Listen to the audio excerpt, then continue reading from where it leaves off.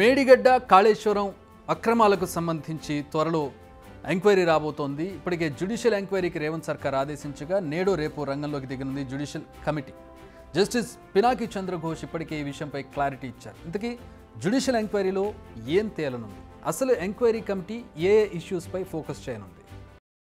Judicial enquiry చేయడానికి ప్రభుత్వం సిద్ధంగా ఉంది.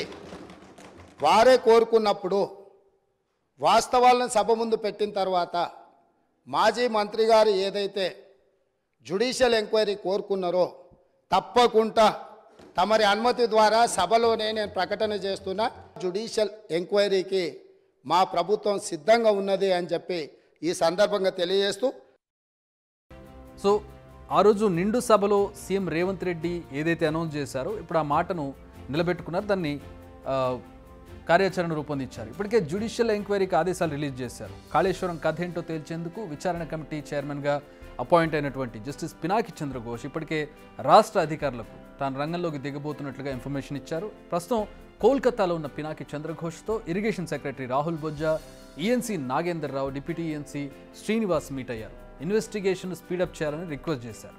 దీంతో ఆయన త్వరలో హైదరాబాద్కు వస్తానని హామీ ఇచ్చారని తెలుస్తోంది. సో హైదరాబాద్ వస్తే ఆయన ప్లాన్ ఆఫ్ యాక్షన్ కూడా స్టార్ట్ అవుతుంది.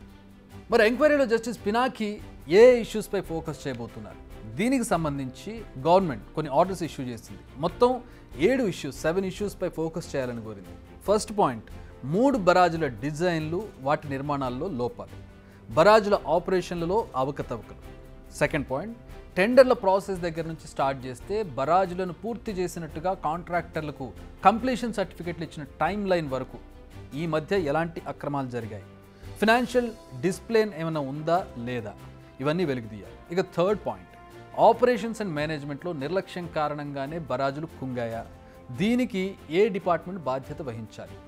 నాలుగోది, క్వాలిటీ కంట్రోల్లో తీసుకునే జాగ్రత్తలు ఏంటి, కాంట్రాక్టర్లు అధికారుల నిర్లక్ష్యం ఏమైనా ఉందా. ఇక ఐదవది, రూల్స్కు విరుద్ధంగా పనులను పూర్తి చేయడానికి గడువు పొడిగించడం, పని పూర్తి చేయకపోయినా పూర్తయినట్లు సర్టిఫికెట్లు తీసుకున్నారా, ముందుగానే బ్యాంక్ గ్యారంటీలను విడుదల చేశారా అనేది కూడా చెక్ చేయాల్సి ఉంటుంది. సిక్స్త్ పాయింట్ వస్తే, కాళేశ్వరం ప్రాజెక్టు వల్ల రాష్ట్ర ఖజానాపై పడిన ఆర్థిక భారం వంటి వాటిపై సమగ్ర విచారణ జరగాలి. ఇక సెవెంత్ పాయింట్ చివరిది, ఈ 6 అంశాలు కాకుండా ప్రభుత్వం ఇంకా ఏదైనా అంశంపై విచారణ కోరితే చేయాలి. ఓవరాల్గా అసలు కాళేశ్వరంలో అక్రమాలకు కారకులు ఎవరు, కాళేశ్వరం ఈ దుస్థితికి రావడానికి కారణం ఎవరు, ఈ వ్యవహారం కారణంగా రాష్ట్ర ప్రభుత్వంపై ఎంత ఆర్థిక భారం పడింది అనే దానిని కూడా వెలికి తీయాలని కోరింది తెలంగాణ సర్కార్. సో ఇది జస్టిస్ పినాకి ఘోష్ వెలికి తీయబోయేటటువంటి అంశాలు, దాంట్లో ఉండేటటువంటి ఇన్వెస్టిగేషన్ జరిగేటటువంటి తీరు. ఇలా 6-7 అంశాలపై విచారణ జరపాలని జస్టిస్ పినాకిని కోరింది తెలంగాణ సర్కార్. అంతేకాదు వెంటనే ఎంక్వైరీ ప్రారంభించి జూన్ 30 నాటికి నివేదిక ఇవ్వాలని కూడా రిక్వెస్ట్ చేసింది. అంటే ఒక డెడ్ లైన్ జూన్ 30, అదొక రిక్వెస్ట్. అధికారులు విచారించడానికి అన్ని ఏర్పాట్లు కూడా చేసేస్తోంది. బీఆర్కే భవన్లోని 8వ ఫ్లోర్లో వీరి కోసం ఆఫీస్ను ఏర్పాటు చేయబోతున్నారు. ఏఈ నుంచి సీఈల వరకు అధికారులు, 3 లాయర్లను కూడా ఇక్కడ నియమించబోతున్నారు. ఇక జ్యుడిషియల్ విచారణ జరిగితే చాలా విషయాలు బయటకు వస్తాయంటున్నారు కాంగ్రెస్ నేతలు. ఇప్పటికే తమకేం సంబంధం లేదంటున్నారు అప్పటి ప్రభుత్వంలో ఉన్న బీఆర్ఎస్ నేతలు. ఇచ్చిన డిజైన్ల ప్రకారమే నిర్మించామని చేతులెత్తేస్తున్నాయి నిర్మించిన కాంట్రాక్ట్ సంస్థలు. ఎల్ఎన్టీ, ఆఫ్కాన్ సంస్థలైతే కుంగిన పిల్లర్లకు తమకు సంబంధం లేదని ప్రభుత్వానికి లెటర్లు కూడా రాశాయి. రిపేర్లు చేయాలంటే మళ్ళీ ఒప్పందం చేసుకోండి, మళ్ళీ పేమెంట్ చేయండి అని కుండబద్దలు కొట్టేసింది ఎల్ఎన్టీ. జ్యుడిషియల్ ఎంక్వైరీలో కాంట్రాక్ట్ సంస్థల బండారం కూడా బయటపడే అవకాశం ఉంది.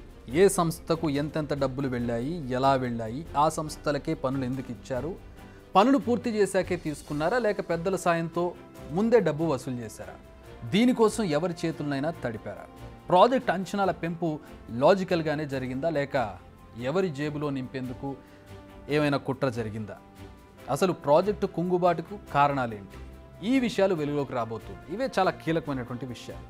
అక్రమాలు జరిగాయా, ప్రాజెక్ట్ డిజైన్ మార్చడానికి కారణం ఏంటి, ప్రాజెక్టు కుంగడానికి కారణం ఏంటి, ఇవే కదా కాళేశ్వరానికి సంబంధించి, మేడిగడ్డకు సంబంధించి ఉన్నటువంటి ప్రశ్నలు. ఆ ప్రశ్నలకు ఈ ఎంక్వైరీతో సమాధానం జరగబోతోంది. కమిటీ విచారణకు జూన్ 30 వరకు డెడ్ లైన్ విధించడం కూడా ఒక ప్లస్ పాయింట్ అని చెప్పాలి. ఆలోపు కుల్లంకుల్ల కాళేశ్వరం కథేంటో తేలిపోబోతున్నటువంటి పరిస్థితి. మరోవైపు ఎన్డీఎస్ఏ కమిటీ విచారణ ఇప్పటికే తుది దశకు వచ్చేసింది. ఈ రిపోర్ట్ కూడా ఇప్పుడు ఈ జ్యుడిషియల్ ఎంక్వైరీలో కీలకంగా కాబోతుంది. వాళ్ళు దాన్ని రిఫర్ చేస్తారు. ఎందుకంటే ఎక్స్పర్ట్ కమిటీ రిపోర్ట్ను ఖచ్చితంగా ఈ జ్యుడిషియల్ ఎంక్వైరీ కూడా పరిగణలోకి తీసుకుంటుంది. కాళేశ్వరం గుట్టేంటో తేల్చడానికి నాట్ ఓన్లీ జ్యుడిషియల్ ఎంక్వైరీ, సిబిఐని కూడా రంగంలోకి దించాలనే డిమాండ్లు కూడా ఉన్నాయి. ఇప్పటికే తెలంగాణ హైకోర్టులో పిల్స్ వచ్చి పడుతున్నాయి. ప్రజాశాంతి పార్టీ అధ్యక్షుడు KA Paul, B Rammohan Reddy, Kodandaramareddy, Mudugunti Vishwanathareddy, Bakka Judson pills వేశారు. అయితే హైకోర్టు మాత్రం నెక్స్ట్ హీరింగ్ను ఈ మంత్ 8వ తేదీకి పోస్ట్పోన్ చేసింది. మరి హైకోర్టు కనుక గ్రీన్ సిగ్నల్ ఇస్తే సిబిఐ కూడా రంగంలోకి దిగే ఛాన్స్ ఉంది. Let's wait and see.